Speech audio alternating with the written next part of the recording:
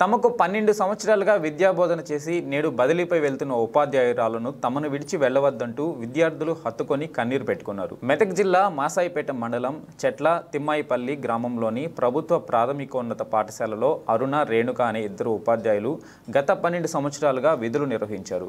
నిన్న జరిగిన బదిలీల్లో వారు ఇతర ప్రాంతాలకు బదిలీపై వెళ్తున్నారు. దీంతో విద్యార్థులు ఒక్కసారిగా తమను విడిచి వెళ్లవద్దంటూ ఉపాధ్యాయురాలను అడ్డుకొని కన్నీరు పెట్టుకున్నారు. విషయం తెలుసుకున్న గ్రామస్తులు సైతం పాఠశాల వద్దకు చేరుకొని విద్యార్థులకు నచ్చజెప్పి ఉపాధ్యాయురాలికి వీడ్కోలు పలికారు. ఈ సందర్భంగా ఉపాధ్యాయురాలు రేణుక, అరుణ సైతం కన్నీరు పెట్టుకున్నారు.